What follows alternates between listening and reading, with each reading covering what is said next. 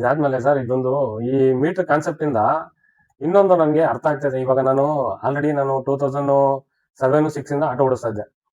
ಆಗ ನಮ್ಗೆ ಈ bus stand, railway station, shopping mall ಇಲ್ಲೆಲ್ಲ ಹೋದ್ರೆ ಡೈರೆಕ್ಟ್ ಆಗಿ ನಾನು ಕಸ್ಟಮರ್ನ ಆಟೋನ ಅಂತ ಹೇಳಿದ್ರೆ ಡೈರೆಕ್ಟ್ ಆಗಿ ಬಂದು ಕಸ್ಟಮರ್ ಕುತ್ಕೊಂಡವ್ರು ಮೀಟರ್ ಆಗ್ತಾ ಇದ್ವಿ, ಸರ್ವಿಸ್ ಕೊಡ್ತಾ ಇದ್ವಿ. ಆದ್ರೆ ಈಗ ಪ್ರೆಸೆಂಟ್ ನಮ್ಮ ಮೇಲೆ ಯಾವ ರೀತಿ ಒಂದು ಸಂಕಷ್ಟ ಎದುರಾಗಿದೆ ಅಂತ ಹೇಳಿದ್ರೆ, ಕಸ್ಟಮರ್ ಎದುರುಗಡೆ ಇರ್ತಾರೆ, ಅವ್ರಿಗೆ ಅವಶ್ಯಕತೆ ಇದೆ, ಕ್ಯಾಬ್ ಆಗ್ಬೋದು, ಟ್ಯಾಕ್ಸಿ ಆಗ್ಬೋದು, ಅವಶ್ಯಕತೆ ಇದೆ. ಆದ್ರೆ ನಾವು ಹೋಗ್ಬಿಟ್ಟು ಅವ್ನ ಕೇಳೋವಾಗ ಆಲ್ರೆಡಿ ಬುಕ್ ಮಾಡಿದ್ದಾರೆ.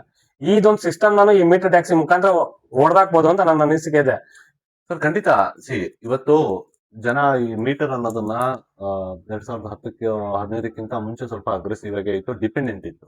ಈ ಅಗ್ರಿಗೇಟರ್ ಸಂಸ್ಥೆಗಳು ಸ್ವಲ್ಪ ಅಗ್ರೆಸಿವ್ ಆಗಿ ಕೆಲಸ ಮಾಡಿ ಈ ಕೋವಿಡ್ ಗಿಂತ ಮುಂಚೆ ಸ್ವಲ್ಪ ಒಂದು ದೊಡ್ಡ ಅಲೆನೇ ಸೃಷ್ಟಿಸ್ಬಿಟ್ರು. ಈ ಕೋವಿಡ್ ಆದ್ಮೇಲೂ ಸಹ ಹೊಸ ಕಂಪನಿಗಳು ಬಂದು ಅವರು ಒಂಥರ ಅಲೆನ ಸೃಷ್ಟಿಸ್ಬಿಟ್ರು. ಇವತ್ತು ಎಲ್ಲರೂ ಸ್ಮಾರ್ಟ್ ಫೋನ್ ಬಳಸ್ತಾ ಇದ್ದಾರೆ.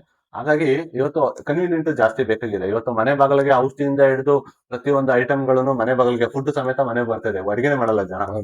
ಆ ತರ ಒಂದು ಡಿಜಿಟಲ್ ಯುಗ ಇರ್ಬೇಕಾದ್ರೆ ಇವತ್ತು ಕ್ಯಾಬ್ ಮನೆ ಹತ್ರ ಬರ್ಬೇಕು ಅನ್ನೋದು ಅವ್ರ ಎಕ್ಸ್ಪೆಕ್ಟೇಷನ್. ಇನ್ನೊಂದು ಎಲ್ಲಿ ನಿಂತ್ಕೊಂಡಿರ್ತಾರೋ ಅಲ್ಲಿಂದನೇ ಅವ್ರು ಯಾರೋ ಒಬ್ಬರನ್ನ ಕರೆಸ್ಬೇಕು ಅನ್ನೋದು ಅವ್ರ ಎಕ್ಸ್ಪೆಕ್ಟೇಷನ್. ಇವತ್ತು ನಾವು ತಂದಿರೋದು ಸಹ ಅದೇನೆ. ಇವತ್ತು ಏನೋ ಒಂದು ಸರ್ಕಾರ ಮೀಟರ್ ಒಂದು ದರ ನಿಗದಿ ಮಾಡಿ ಒಂದು ಮೀಟರ್ ವ್ಯವಸ್ಥೆ ಮಾಡಿತ್ತು. ಅದೇ ಮೀಟರ್ಗೆ ಒಂದ್ ವೇಳೆ ಬುಕಿಂಗ್ ಬಂದ್ರೆ ಹೇಗಿರುತ್ತೆ?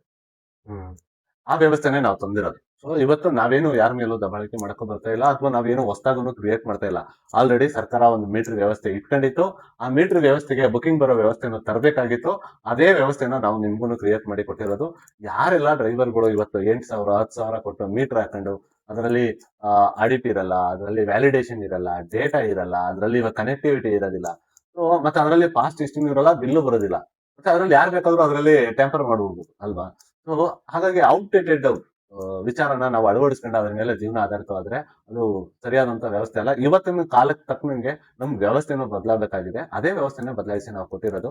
ನೀವು ಹೇಳ್ದಂಗೆ ಖಂಡಿತ ಮೀಟರ್ ಇಂದ ಒಂದು ಟ್ರಾನ್ಸ್ಪರೆಂಟ್ ವ್ಯವಸ್ಥೆ ಅಂದ್ರೆ ಗ್ರಾಹಕರಿಗಾಗಿರ್ಬೋದು, ಸರ್ಕಾರಕ್ಕಾಗಿರ್ಬೋದು, ಚಾಲಕರು ಆಗಿರ್ಬೋದು, ಒಂದು ಟ್ರಾನ್ಸ್ಪರೆಂಟ್ ಆಗಿರುವಂತ ವ್ಯವಸ್ಥೆ, ಮತ್ತೆ ಒಂದು ನ್ಯಾಯಬದ್ಧವಾದ ವ್ಯವಸ್ಥೆ, ಮತ್ತೆ 100% ಡೈರೆಕ್ಟ್ ಗ್ರಾಹಕರಿಂದ ಚಾಲಕರಿಗೆ ಇವ್ರಿಗೆ ಒಂದು ವ್ಯವಸ್ಥೆ ರೂಪಿಸುವಂತ ಕೆಲಸ ಮಾಡಿದೀವಿ. ಎಲ್ಲಾ ಚಾಲಕರು ಇದನ್ನ ಅರ್ಥ ಮಾಡ್ಕೊಂಡ್ಬಿಟ್ರೆ ನೀವು ಹೇಳಿದ್ದು ಖಂಡಿತ ಸರ್, ಚಾಲಕರ ಎಕ್ಸ್ಪೆಕ್ಟೇಷನ್ ಮತ್ತೆ ಗ್ರಾಹಕರ ಎಕ್ಸ್ಪೆಕ್ಟೇಷನ್, ಸರ್ಕಾರದ ಎಕ್ಸ್ಪೆಕ್ಟೇಷನ್ ಒಂದೇ ಕಡೆ ಸಿಗ್ತದೆ.